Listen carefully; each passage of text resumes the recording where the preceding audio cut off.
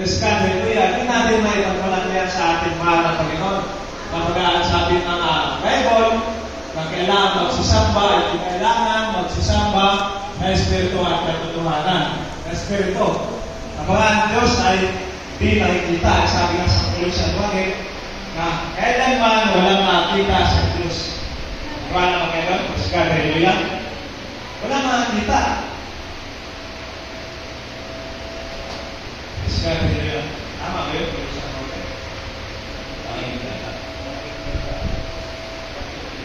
1:18 pala. Praise God, hallelujah. John 1:18. Ay po dyan, walang tao makakita kailanman sa Diyos ang bugtong anak na sa sinabunan ng Ama siyang nagpakilala. Praise God, hallelujah. Kaya, nasama po natin ang ating Diyos Ama, Espiritu at katotohanan. Wala po tayo nakikita. Sapagkat sa katotohanan po dahil naniwala na siya po ang katotohanan. Sabi nga sa John 4:44, talagay ko doon, ang Diyos ay Espiritu, ay kailan tayo sa katotohanan palagi na titiwala sa ating mahal na Panginoon.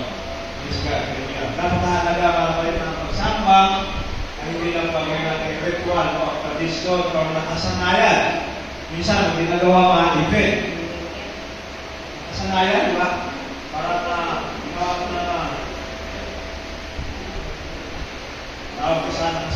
nakasanayan mo na nagawa mo sa araw-araw. Praise God, hallelujah. Hindi po yung kinahanap ng ating mahal na Panginoon. Ang tinatawag na kung kayo mapagsamba, yung pagluhod sa ating mahal na Panginoon o magbigay galang sa ating mahal na Panginoon na siya ang ating tunay na nasamba na nag-reflect po sa ating mga puso at isipan na nakamalalim ang pagsamba sa God's glory, majesty, holiness. Praise God, ito po ang tunay na pagsamba. Hindi po ito nakita natin mga magandang at sabi. Praise God, hallelujah. Magandang sambahan, magandang upuan. Minsan mayroong mga malambot na upuan o iba pa mayroong ginito upuan. Praise God, hallelujah. Ito po yung hindi po na kinahanap ng ating mahal na Panginoon. Tunay po na pagsamba, ito po yung tinatawag na attribute ng ating mga puso at patungo sa ating Diyos Ama. Praise God, hallelujah. Hindi po natin gagawin ritual or lifestyle or mga series of event yung pagsamba. Kundi, tunay na pagsamba ang mula po sa ating mga damdamin, sa ating puso. Ano po ang sabi ng Romans? Sabi ng Pablo, Romans 12:1. Praise God, hallelujah. Sinasabi na, maraming kamahal. Praise God, hallelujah. Kaya nga mga kapatid, ipinamanin ko sa inyo alang-alang sa mga kahabagan ng Diyos. Kahabag ko ang Diyos sa atin, Diyos Ama. Praise God, hallelujah. Na inyong iharap ang inyong katawan. Ano po yun? Yung katawan ko natin. Yung ating sarili. Praise God, hallelujah. Ay isang buhay. Bakit? Wala pong ibang litan. Mga katawan ay isang buhay, banal, at nakaya-aya sa Diyos. Kung naulugod po ang Diyos sa atin, Diyos Ama. Praise God, hallelujah. Nasa ninyong katapatang pagsamba. Yung ginagawa po natin ngayon, ito po yung tunay na pagsamba. Praise God, hallelujah, yung katapatan. Kapag Diyos Ama po, hindi na po naulugod sa mga ayin at handog. Ano po ang sabi sa Hebreo 25, mga pinabuksan? Ay nathandog ay hindi nalibig. At sabi niya, ay nathandog, hindi ibig ng ating Diyos Ama. Ngunit, isang katawan. Ano yung katawan? Yung katawan ng ating mahal na Panginoon. Kaya pagpasok niya sa sanglibutan ay sinasabi, ay nathandog. Kasi iba parang hindi na tunay na pagsamba, ay na lang. Sila ay nagiging banal na. Nawala na ang kanilang mga kasalanan. Hindi mo ibig, ngunit isang katawan. Kaya nung katawan ko yun, ang inihandog. Ang katawan ko, sabi ko, akin ay inihandog. Isang katawan. Katawan ko ng ating mahal na Panginoon. Yun po pala ang kailangan ng tunay na pagsamba. Hindi po yung ating mga isa na kagustuhan, yung mga walang binibigay natin ng Panginoon. Natuwa po sa ating mga kapatid. Ngunit, yung katawan ng ating mahal na Panginoon. Kasi yun po ang pala ang dahilan ng tunay na pagsamba. Ano sabi sa Romans 12, chapter 12, verse 2. Praise God, hallelujah. At huwag kayo magsiayon sa sanlibutan ito. Praise God, ako kayo ng mga kapatid na yung mga ginagawa mo sa sanlibutan ay huwag po natin gayahin. Hindi tayo sumama sa kanila, hindi po tayo madadala sa kanilang mga ginagawa. Diba? Hindi mo na sabihin na huwag tayo makasama sa kanila. Huwag tayo makasama. Praise God, hallelujah. Ngunit, huwag natin gayahin ang kanilang mga gawa. Ngunit ang sabi na, gayahin mo yung masama sa mabuti. Ano mga ginagawa nila hindi kagublubot sa harapan ng ating mga Panginoon, maaari na huwag natin gayahin. Ngunit sila ating galalin sa paanan ng ating mahal na Panginoon Jesus. Kundi mag-iba tayo sa pamamagitan ng pagbabago. Yun po yun, sa paanan ng pagbabago. Kung tayo na hindi yung nasabi na magkaroon na pagbabago, tuwing na daan. Tuwing na daan. Ngunit ang tuwing na kasama ay ang pagbabago. Saan? Ng inyong pag-iisip.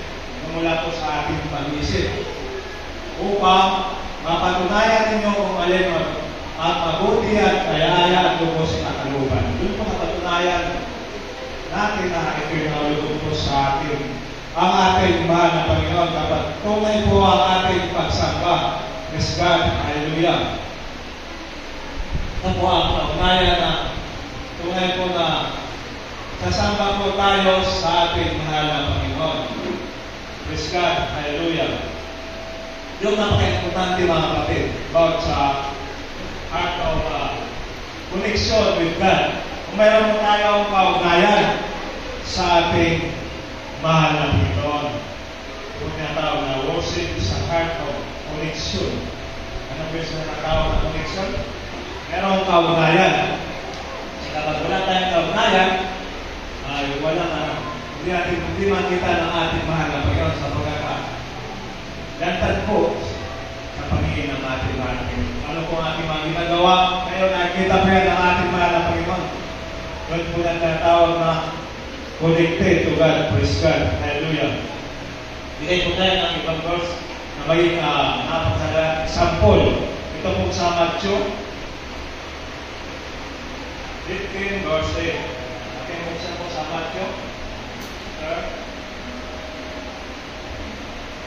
Ano po sabi dyan?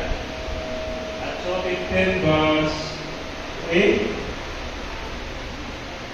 Sabi dyan, ang balang ito ay ginagalang ako ng kanyang mga labi kapag ang kanyang puso ay malayo sa akin. Yan po ang halimbawa dyan ng mga Pharisees, mga Parisyon, mga Eskrita.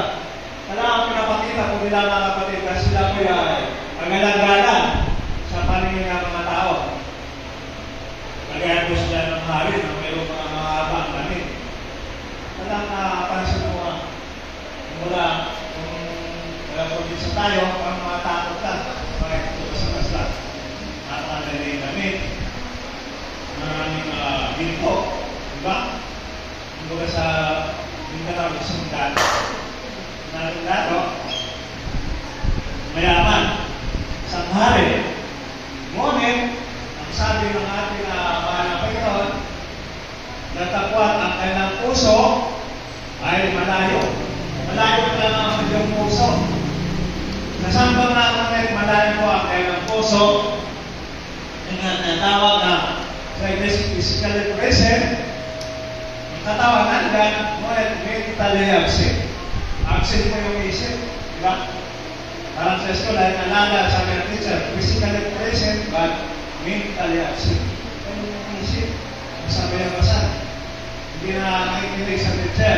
Physically kailangan kapag tayo tuwing na manamba, tayo pinakikinig sa mga ito, malalim ang ating mahal na Panginoon. Upang matawag tayo na tunay na manamba sa ating Panginoon. Walang iba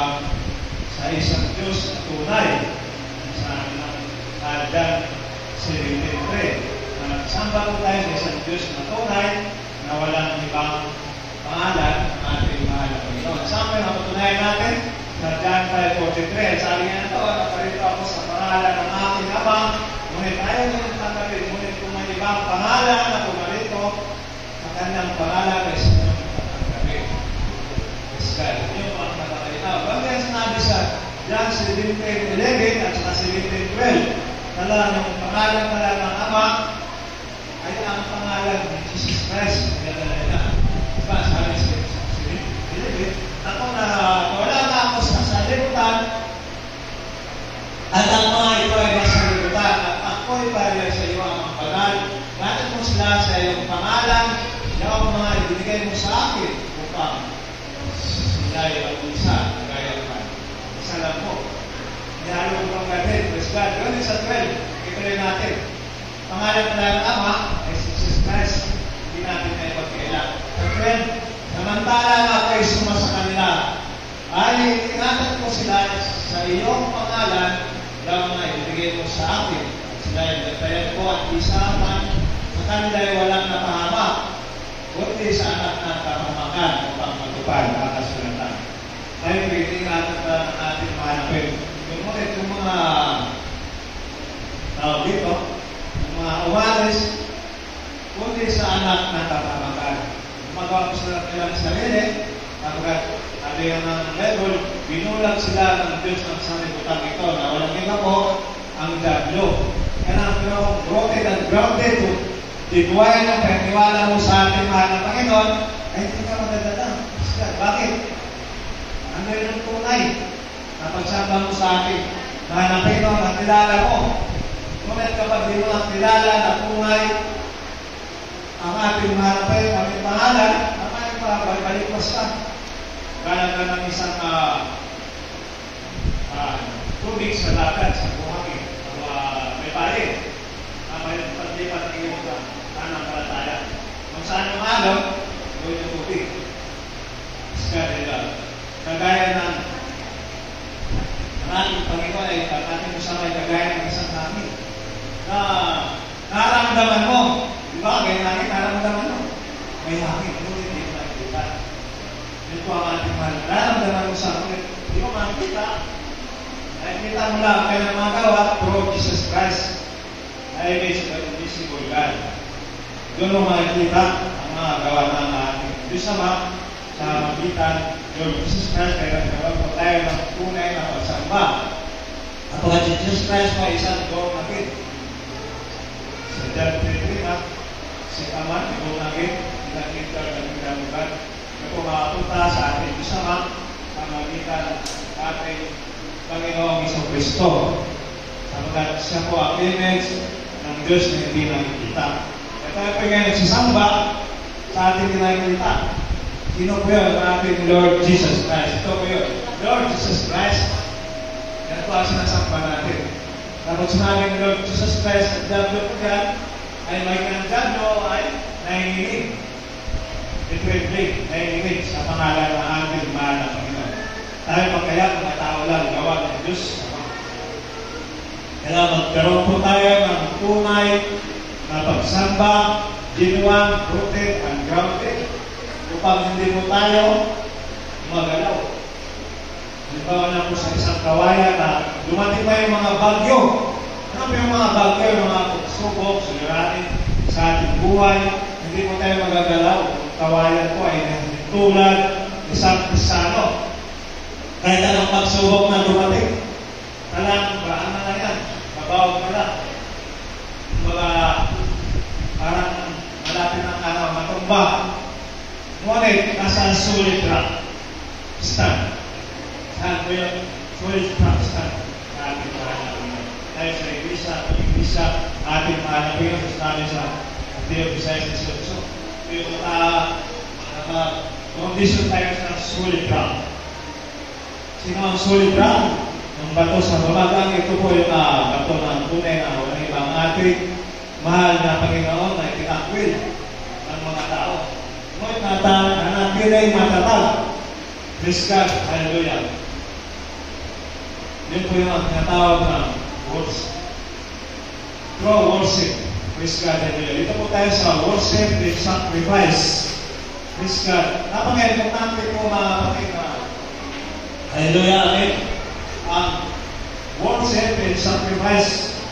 So, this time po, mayroon po tinatawag na worship and sacrifice.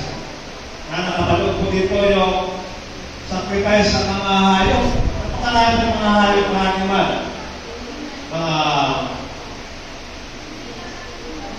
pinag-anihan nila unang bunga. At sa mga offering, yung physical offering, sabi nga ni David sa 2 Samuel chapter 24, ano pong sabi dito?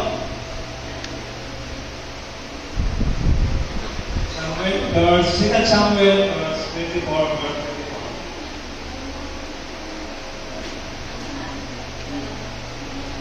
Sabi dito, at sinabi ng hari kay araw na, huwag mo rin katotohanan bibilin ko sa iyo sa halaga. Hindi na ako maghahandog. Ang mga handog na susunogin sa Panginoon. Sa maghandog na susunogin sa Panginoon. Kung Diyos na hindi nagkakalaga sa akin ng anuman. Wala pa lang talaga. Sa gayoy, binili na rin ang ikan at ang mga baka ang 50 siko. Kasi ganito ang sabi natin, is God, hallelujah. Hindi na ako maghahandog ng mga handog na susunogin sa Panginoon kong Diyos na hindi nagkakalaga sa akin. Kaya napaka-importante pala mag-isip natin pala hindi na naghandog na sunogin. Kundi ang tinatawag na draw, worship, yung ating sarili. Kan sabi sa Romans, ihandog mo ang iyong sarili bilang isang kahit buhay. Ito yung buhay na handog na nakahalimuyak sa paningin ng ating manakit na bato. Ito po ang tunay na paghandog. Yung ating sarili mismo. Hindi yung hinahandog mo ang ibang tao, meron din yung ibang relito, di ba? Yung mga patay, hinahandog mo nila. Upang tanggapin doon. Upang tanggapin yun, magbigay, magulit ng napakalaking pira. Para ka lang may abot sa langit, yung kaluluwa-araw. Pero hindi ko yun ang ibig sabihin na tunay na paghandog sa ating mahal na Panginoon. Ano po ang sabi ni David sa Psalm 51:5? Praise God, hallelujah. Ano po yung worship is response. Kailangan may response po. Kapag nag-worship ka na walang response na revelation, sayang po yun. 51:5. Narito ako ay naniwala sa kasamaan at sa kasalanan ay pinagli ako ng aking nagkakita. Praise God, hallelujah. Sa 1 Samuel 16:11.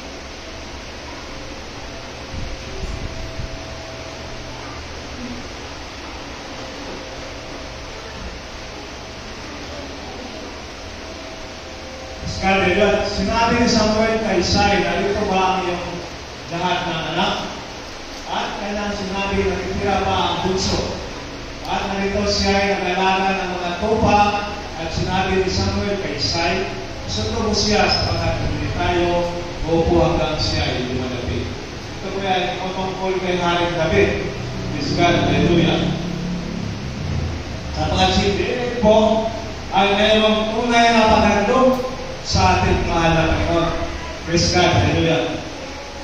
Hindi lang po yung pagbabantay na sa mga tupa, kundi yung meron siyang worship, response na paghandog sa ating mahal na Panginoon. Na inalila po ang kanyang buhay. Diba, nakapansin nyo nung kaya Goliath? Wala pong tumatanggap sa hamon ni Goliath. Bakit? Tatot po sila. Wala po sa kailangan ko na genuine protect na pananampalataya. Kasi Goliath po ay mahalimbawa po yun sa isang malaking pagsubok. Ngunit si Haring David po talaga nialin na ang kanyang buhay. Namamatay man siya sa mabuhay. Nalabanan niya si Goliath. At higanti pa yun. Yes, God. Kumbaga, ano lang siya? Uto. Ating tawag. Uto. Si Goliath. Si Goliath ay isang kalabaw. Si David ay isang puto lang. Isang apak lang. Ngunit nalin mo ang kanyang buhay. Nagkitiwala sa mamatay na siya mabuhay. Nariyan ang mahal na Panginoon. Praise God. Hallelujah. Na meron po sa tunay na pagniwala na pagsamba niya sa Panginoon ay tunay. Kaya hindi po siya natatakot ano po ang mangyari sa kanyang buhay. Gawin mga Kristyano, walang pinatakot, sumusunod yan. Kahit anong mangyari sa Panginoon lang. Sabi na sa Romans 31, God is with us, who must be against us.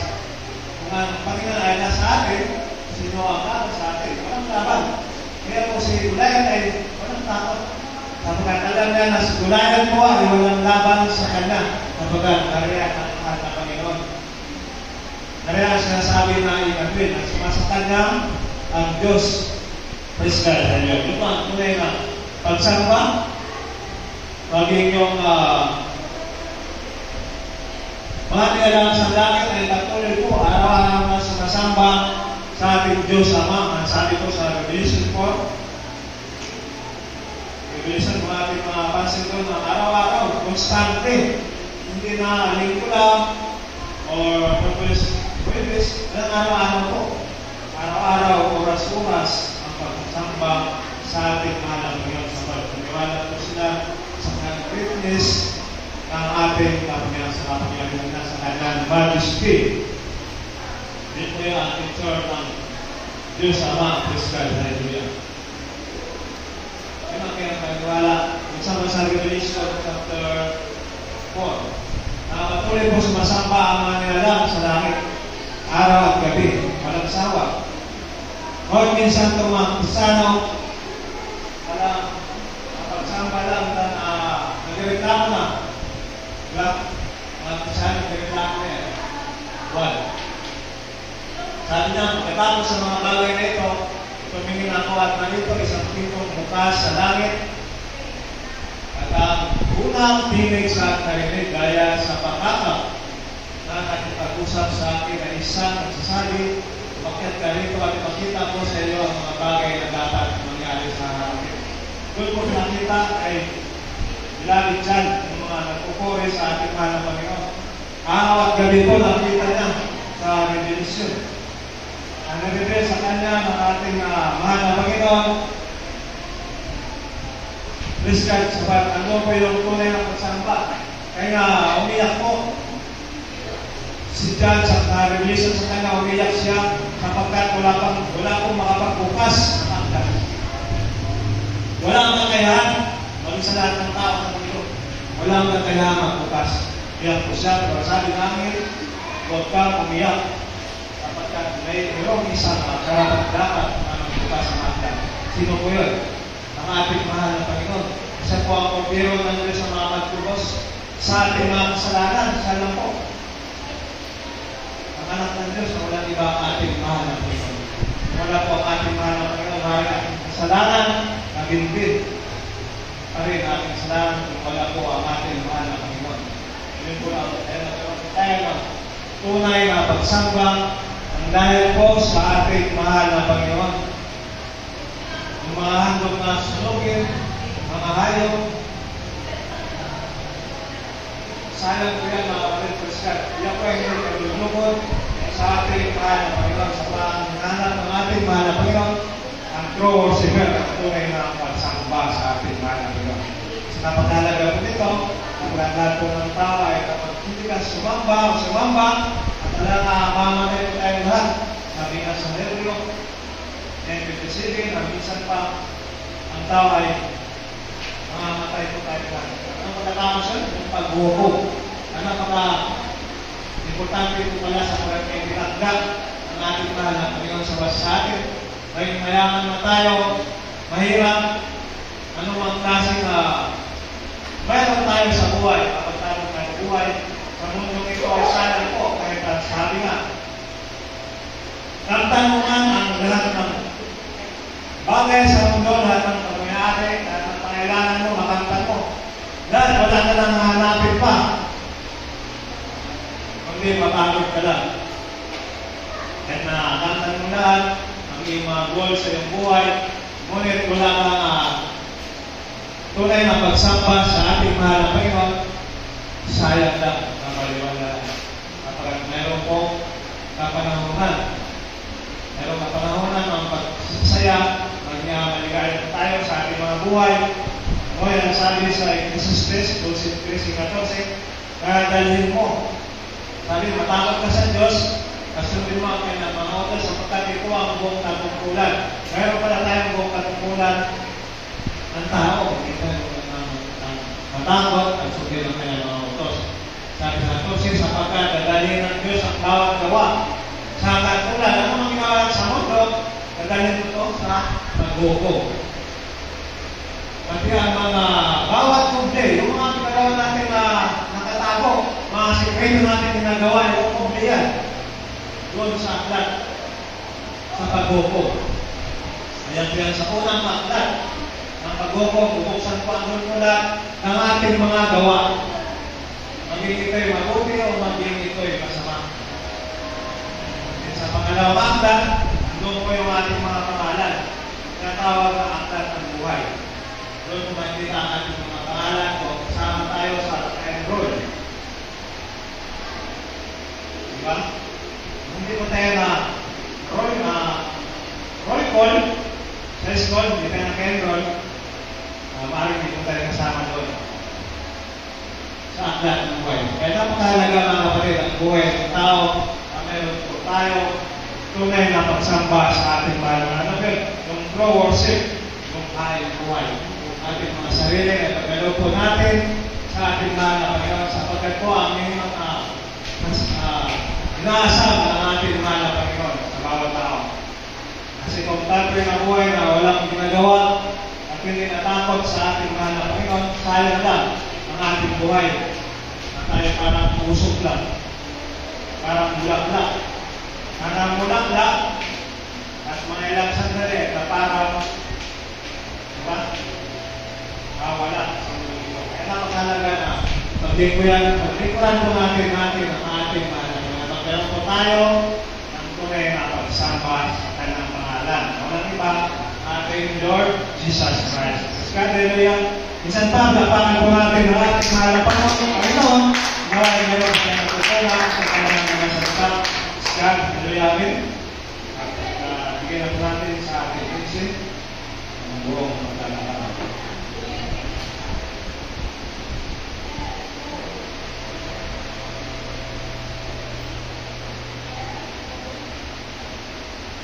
So, palapakan natin ang ating Panginoon mga kapatid. Gusto natin mga kapatid sa pagtalakay patungkol sa